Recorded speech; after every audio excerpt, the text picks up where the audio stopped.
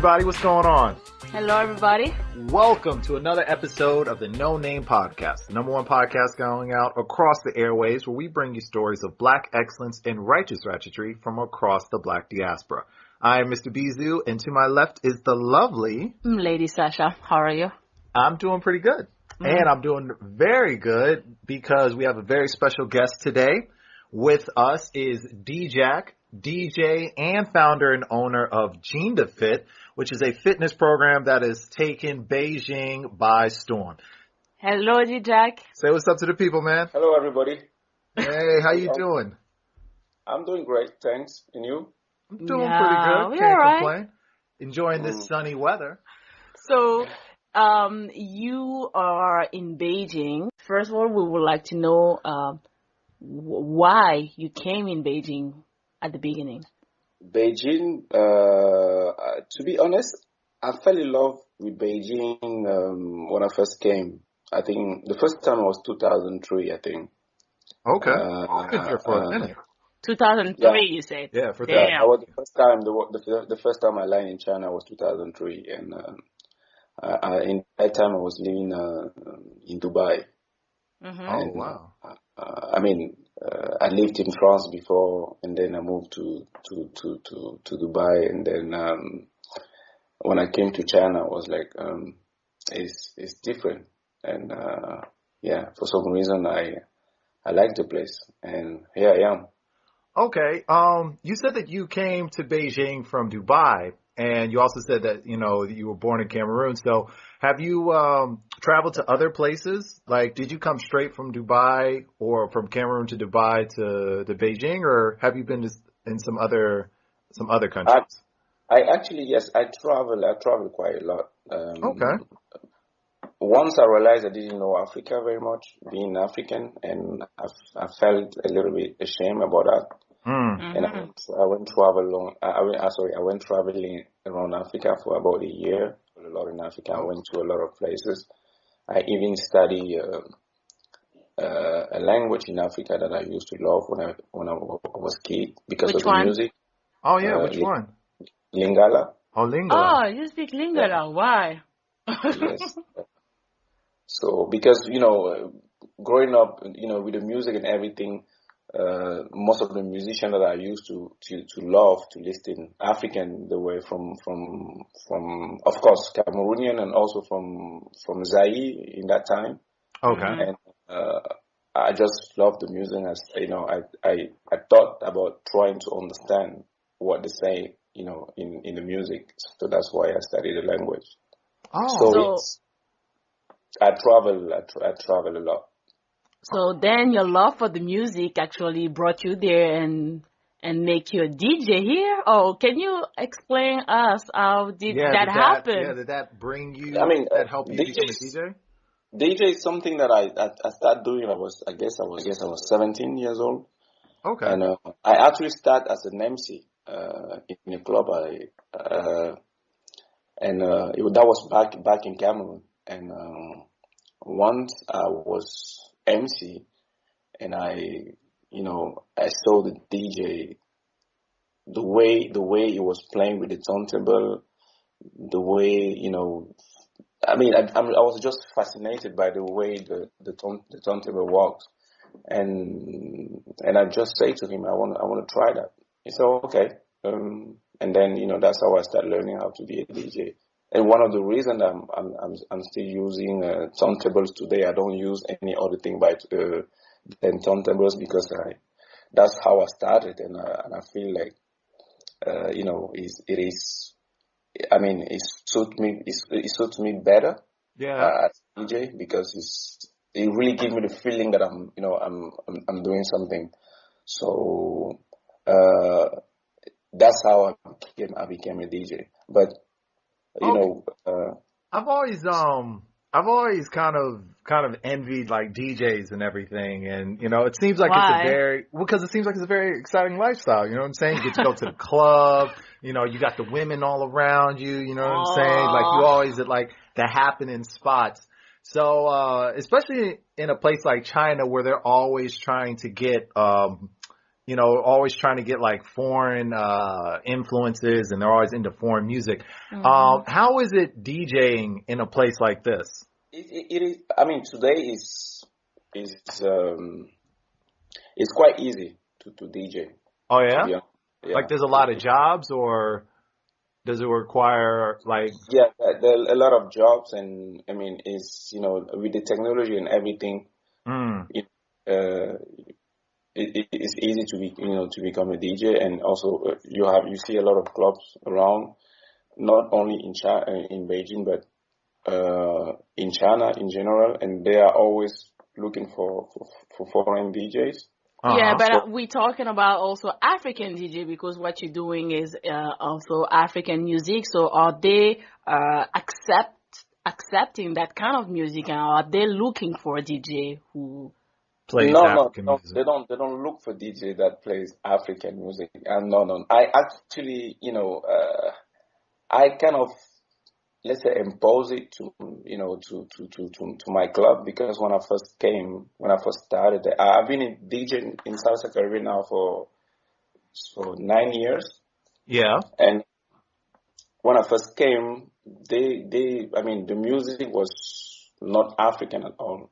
I play because because it's called Salsa Caribe, so I have to play Latin, and salsa, merengue, stuff like that. Yeah. But as an African, I kind of force the African part, little by little. So I try to one song one weekend, the next weekend I will play 2 songs, and that's how I introduced African music to the club. But at beginning they agree with it. There was like no. And now what changed? Like, why the perception changed? Because you kind of playing a big part of African music in this club. I think they realized that African drink, Yeah. Drink, is good for the club. Yeah. Because at the beginning, they thought that African will not drink. They just show up and fill up the club, and then. But to be honest, in that time, yes, I have people from the embassies that were coming, and they were drinking a lot, and that's how the boss were convinced to let the African music. I mean, let me play the African music. But at the beginning, it was, let's say, 5% of African music. And then I push it to 10, and then I push it to 15, and then I push it to 20. Wow. And now sometimes I play 50% African music, of course, because now also in Beijing you have a lot of Africans around. It's not like back in the day where we were just 3 Africans. Yeah. How do you, when you go to other venues, because I've seen you, in quite a different places DJing, how do you know what kind of music to play? Because, if you go to like a U.S. club, they're most going to play U.S. music. And if you go to like a British club, it's going to be like hip hop or grind and stuff like that. But in like these clubs, like there's so many different people from all over the world. So how do you know which kind of music the crowd will respond to? To be honest, it's not easy, because for someone like me, when people see me, they think, oh, African music, reggaeton, African and Latin music. But it's not only what I do. I also do hip hop. I do, dancehall. I do any other type of music. But before going to a club, I have to speak to the manager and ask them what kind of music they want me to play. Yeah. I have to agree with them on that. And then when I'm on the fly, if I see, for example, I have a lot of African in front of me, I'm gonna cheat a little bit. So I'm gonna pass a little bit of African music just to please my African people. Yeah. Which sometimes, doesn't always, work well, because people go, why are you doing this? Why? Yeah. So therefore, most of the time now they will say no African music, please. Really? So then I don't do that. Huh. Before transitioning with the JindaFit, you can tell us why African music is so unique. In your opinion? You know, African is the land of the beginning, okay? So, therefore, African music is really important. We listening to music, I see influence of African music everywhere. I don't see any beat in the world that I don't really, I don't see African music on it. That's my opinion. Okay. Okay. And we African, we have thousands of rhythm in Africa. I mean, like thousands. If you travel in Africa, you're gonna be wow for sure. And if you listen to African, music from all over Africa, you will realize that a lot of people are inspired with the African beats and everything.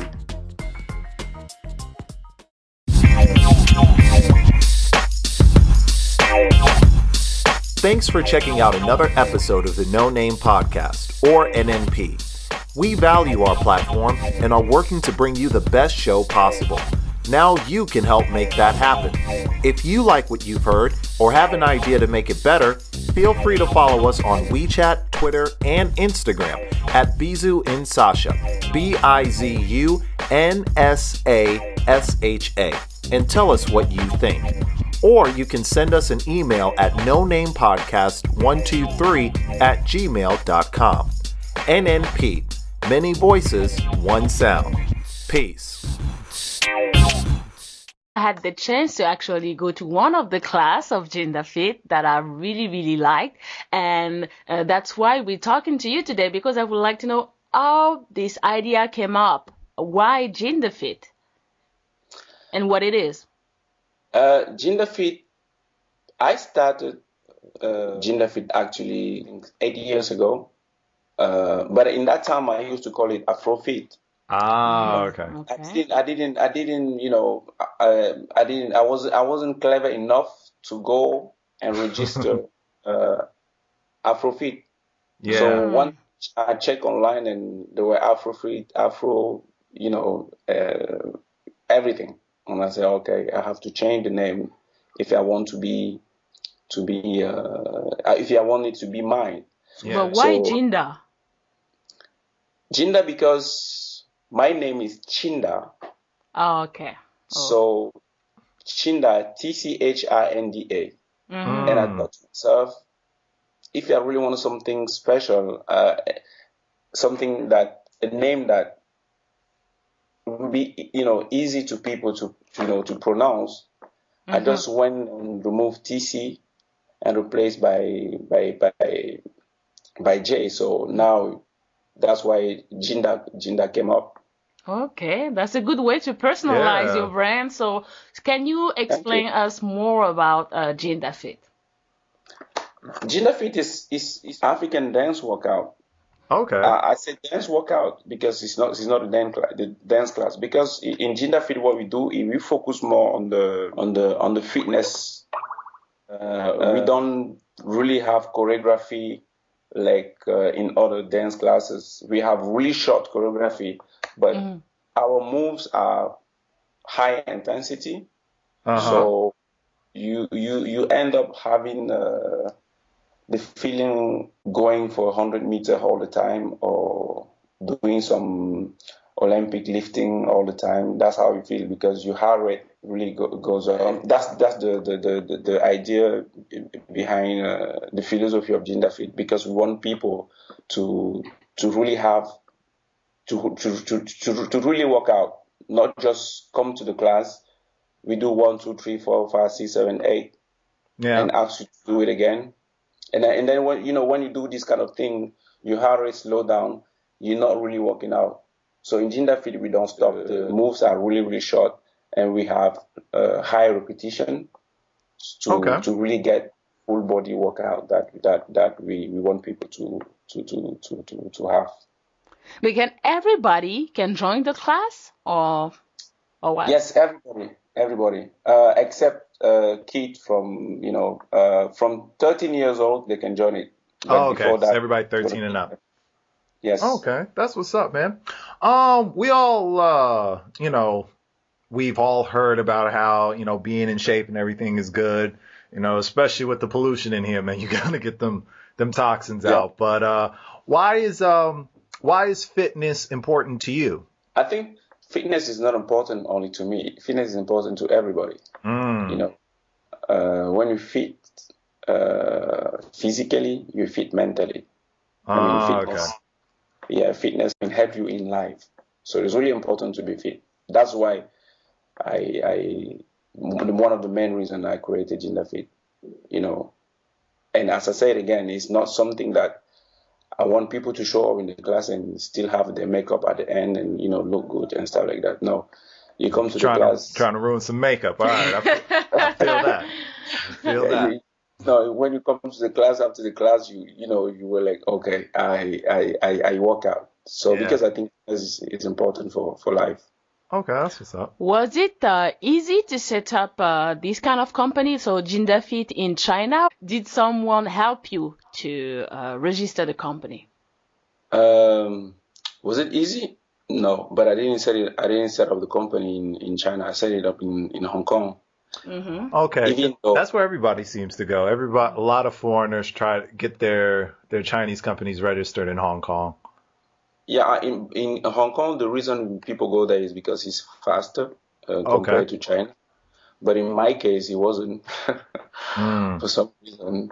So usually you can open a company in Hong Kong in 8 days, right? But mine took 3-4 months. Oh wow. Okay, they say now they say the rule change now is really, it is slow, but at the same time, I met people that I say, oh, really? Still going on? Because my friend opened a company 3 days ago. Oh, really? You're like, what? I mean, where is it from? It's French. Okay, all right.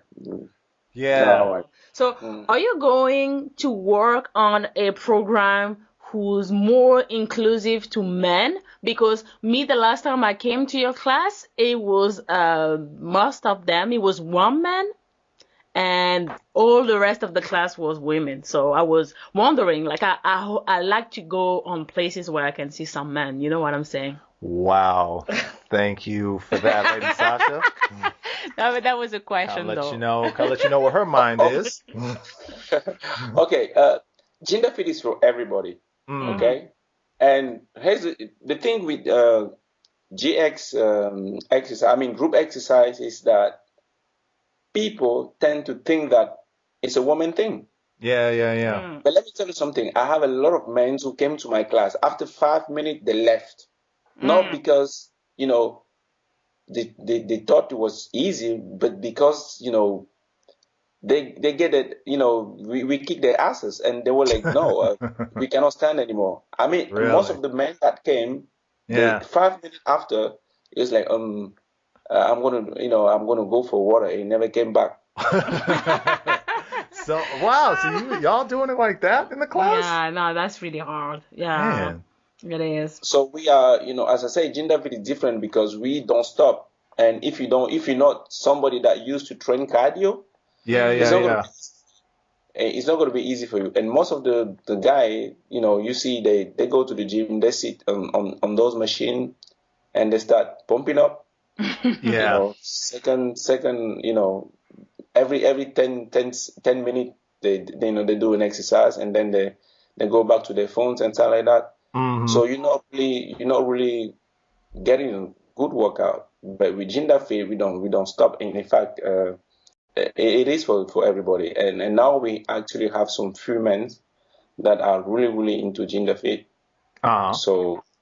So if you had some exercise tips, because you were saying that you were just saying about how a lot of times men don't really focus on cardio. So if you had any other fitness tips for people, because everybody's trying to get their bodies right for summer. So what would you suggest they do? JindaFit. JindaFit. All right. That was easy. That was good. So yeah, what is being fit? Being fit to me is being able to do things easy way. I mean, Okay. live your life. I mean, when you see somebody walking around and when it's not fit, you can see that this man is not fit, or this woman, is not fit, right? Yeah. So being fit is being able to. It's not just about having muscles. No, being fit is being able to go for 100 kilometer. Sorry, not 100 meter. As fast as you can. Without getting tired. Being able to lift something. I mean, in a really, really easy way. Uh-huh. So I suggest people to stop the routine of sitting in front of the machine. Most of the time when people think of African dance, they were like, no, oh my God, I cannot do that. African dance, no, it's too difficult. But that's why JindaFit is, it's the simplest African way of getting fit. Okay. Because the moves are really, really short. So I don't put you through the whole choreography, like a really African dance. Yeah. But I really select the move and they're really, really short. And every move I create, okay, every move I create or select are going to have a great impact on, on your body. Okay. So we tell people at the beginning not to try to move like me, but just follow. But after 2, 3, 4 class, you'll be able to move for sure, because the steps are really, really easy.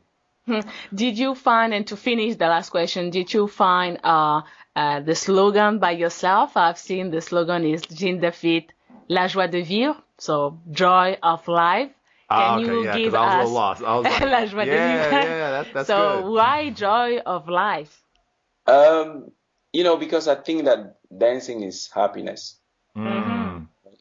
Dancing is happiness, and la joie de vivre define that.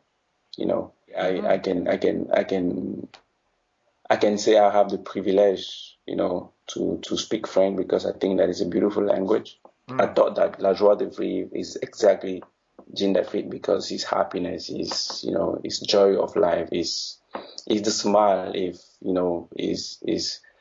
the beauty that life give us. That's what's All right, up, but man. thank you. Where we can find information about JindaFit? And if you have any DJing appointments. For now, I'm every weekend I'm in South Korea. Yeah, since 9 years already. So Okay. if you want to find me, that's where you find me. For JindaFit, we are at Sheraton Grand Hotel every Monday from 7:10 to 8. Okay. Every Monday from 7:10 to 8 p.m. Okay. All right. And also at Coco Manga Gym is in Salitun, Soho. Okay. Every Wednesday from 7:10 to 8 p.m. also. Okay, that's what's up, man. And if people want to get in contact with you, where can they find you? Like on any social media platforms or anything? Yes, we are on Wechat, JindaFit. We are also on Instagram. Thank you so much. Yes, DJack. I thank you for having me, and I really appreciate it. Thanks, man. All right. You're welcome. Yeah, man. We'll see you around. Peace. Bye. Bye bye.